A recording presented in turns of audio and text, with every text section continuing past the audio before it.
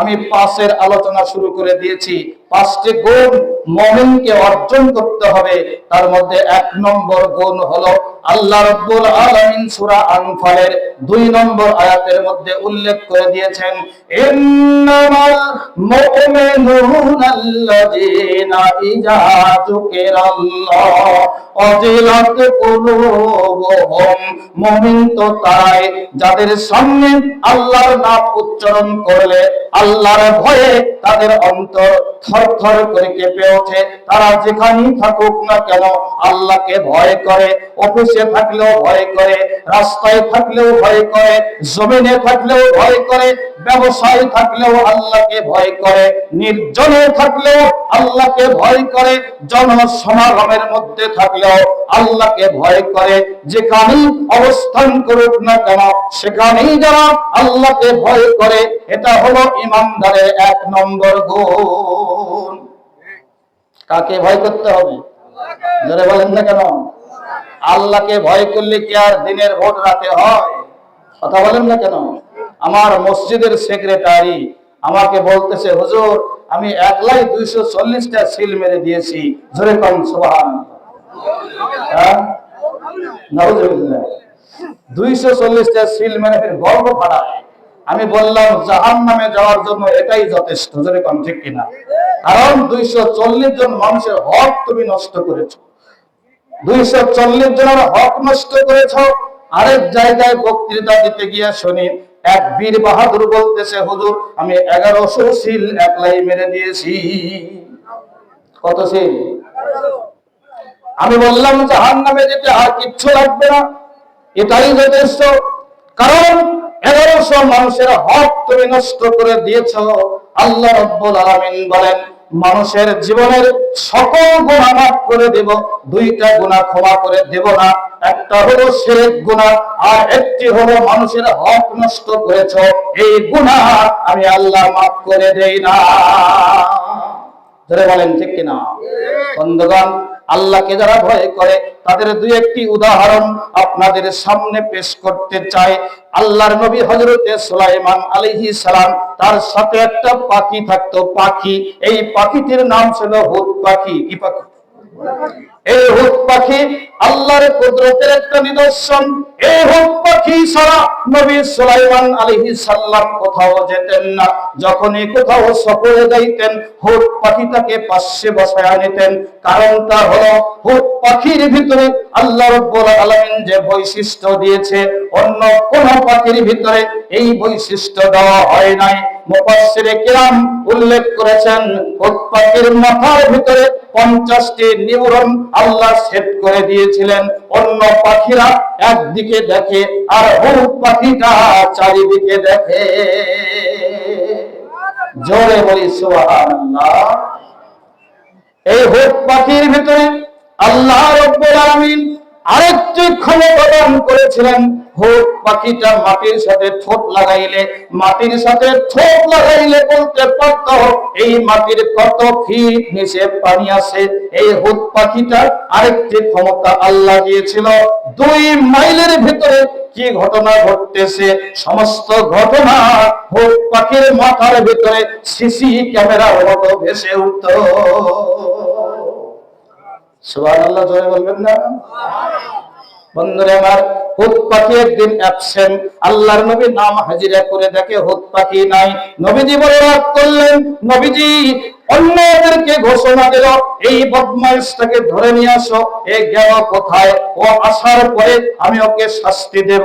লা আযবাহান্না, ওকে জবাই করে ফেলবো, টুকরা টুকরা করে ফেলবো। অনেক সময় পেরিয়ে গেল। অনেকক্ষণ পরে হুদ পাখিটা চলে আসলো। আসার সাথে আল্লাহর নবী রাগারাগি করতেছিল, ব্যথা গেছিলি কোথায়? আয় তোকে সাইজ করে ফেলবো। হুদ পাখি বলতেছে, আল্লাহর নবী শোনো, আমি আপনার জন্য একটা মজার খবর নিয়ে এসেছি। যদি মারপিট করেন, রাগারাগি করেন, তাহলে কিন্তু বলবো না। কায়দা একটা করেই ফেলেছে। যেরকম ঠিক ঘেরা, খুবই চিকন বুদ্ধি। হুদ পাখির বুদ্ধিটা খুবই চিকন বুদ্ধি। মা বোনদের বুদ্ধিও কিন্তু চিকন। মা বোন যারা আছেন, চিকন বুদ্ধি কিন্তু কেমন চিকন বুদ্ধি শোনেন। গরিব মানুষ ঈদের সময় কোরবানি করতে পারবে না, বাজার থেকে একটা হাঁস কিনে আনছে, হাসা ঈদের দিন জবাই করে দিয়ে মাঠে চলে গেছে নামাজ পড়ার জন্য। বিবিকে বলছে সুন্দর করে পাক করো, এসে খাওয়া দাওয়া করব। এসে যখন খেতে বসেছে, রান একটা দিয়েছে, ওই স্বামীটা বলতেছে আরেকটা রান কোথায়, সেটাও দাও, মানে দুটোই খাবে। রাক্ষস মার্কা স্বামী আছে না নাই? হ্যাঁ, স্ত্রীর খাবার কোনো খোঁজ খবর নাই, ও দুটো রানই খাবে। স্ত্রী পাক করতে স্ত্রী একটা রান আগে খেয়ে ফেলে দিয়েছে, এবার দুটো রান পায় কোথায়? স্বামী তো নাসরবন্ধ, দুইটা রান সে হাজির করতে বলতেছে, ও তো আগেই খেয়েছে। যদি বলে খেয়েছি, তাহলে পিঠের চামড়া থাকবে না। এবার মেয়েটা চেতন বুদ্ধি বের করে বলছে, স্বামী গো, আপনি যে দুইটা রান চাচ্ছেন, আপনি কি পাগল হয়েছেন নাকি? হাঁসের তো রান একটাই থাকে। কি কয়? হাঁসের রান বলে একটাই থাকে। স্বামী বলতেছে, তুমি কি, তোমার কি মাথা খারাপ হয়েছে নাকি? আমি দুইটা পাও দেখে হাঁস কিনেছি, দুইটা পায়ের দুইটা রান হবে, একটা রান কেমনে হয়? স্ত্রী বলছে, না না, তোমার দেখতে ভুল হয়েছে, তুমি মনে হয় এক পা দুইবার গুনেছো। দেখছেন কথা, এক পা বলে দুইবার গনে। এবার তর্ক বিতর্ক চলছে, খাওয়া দাওয়াও চলছে। স্ত্রীটা চিন্তা করতেছে, এই কথার সত্যতা কেমন করে প্রমাণ করি। চটফটাক করে স্ত্রী বাড়ির পেছনে গিয়ে দেখে দিঘির পারে একদল হাঁস দিঘির পারে ঘুম পাড়তেছে। হাঁস যখন ঘুমায় তখন কিন্তু এক পায়ে দাঁড়িয়ে ঘুমায়, ঠিক না ঠিক? দৌড়ে এসে স্বামীর হাত ধরে টানতেছে, আসো দেখো হাঁসের পাও কয়টা। স্বামী দেখে, ঠিকই তো, পাও তো একটাই দেখা যাচ্ছে। তাই আমি আপনাদেরকে বলি, নারীদের সাথে স্ত্রীদের সাথে বেশি বাজাবাজি করবেন না, ওদের কিন্তু চিকন বুদ্ধি, চট করে পেঁচে ফেলাইয়া দিবে, যদি কান ঠিক না। ওদেরকে নিয়ে চলতে হলে একটু হালকা ভাবেই চলতে হবে, ছোটখাটো দোষগুলো মাফ করে দিতে হবে, বড় বড় দোষগুলো সংশোধন করে দিতে হবে, মাঝে মাঝে স্ত্রীর সামনে ওয়াজ নসিহত করতে হবে, জোরে বলেন ঠিক কিনা? বন্ধু আমার, আমি বলতেছিলাম, হোত পাখিটা চিকন বুদ্ধি বের করেছে, নবী সুলাইমানকে ডাক দিয়ে বলছে, হুজুর মজার খবরটা বলবো, যদি আপনি রাগারাগি না করেন, আমাকে যদি মারপিট না করেন, তাহলে বলবো। নবী সুলাইমান ঠান্ডা হয়ে গেছে, হুট পাখির চিকন বুদ্ধির কাছে হার মেনে গেছে।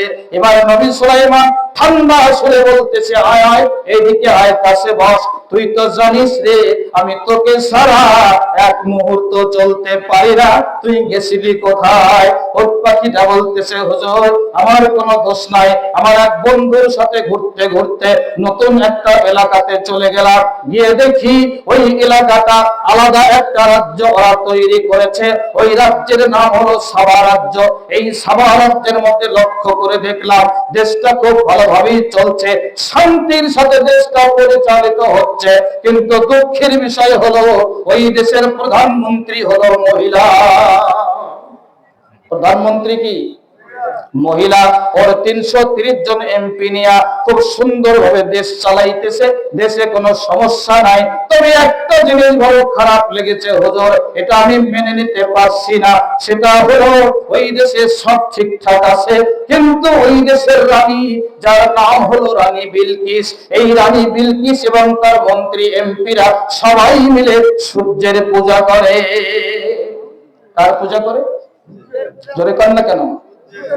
আর আমার দেশের যে প্রধানমন্ত্রী ছিল, এ পূজা করে আর বাপের, জোরে কম ঠিক কিনা? কার পূজা করে? আর বাপের পূজা করে। এদেশের একজন হক্কানি আলেম বলেছিল, এ হাসিনাকে বলেছিল, তুমি বাপের পূজা তৈরি না করে এই ভাস্কর্য না বানায়া তোমার বাবার নামে মসজিদের মিনার তৈরি করো, ওই মিনারে আজান হবে, তোমার বাবার কবরে সওয়াব চলে যাবে, তোমার বাবার নামে এতিমখানা তৈরি করো, তোমার বাবার নামে মাদ্রাসা তৈরি করো, এখান থেকে কোরআন পড়া হবে, তোমার বাবার কবরে সওয়াব চলে যাবে। এই কথা বলার অপরাধে ওই আলেমকেও 3 বছর জেল খাটানো হয়েছে। কথা বলেন ঠিক কিনা? আরো জোরে বলেন ঠিক কিনা? বন্ধুরা আমার, এমনি ভাবে হোত পাখি সূর্যের পূজা করা হবে, আল্লাহ তাআলাকে বাদ দিয়ে সূর্যের সামনে মাথা নত করা হবে, এটা হুট পাখিও সহ্য করতে পারে না, মেনে নিতে পারে না।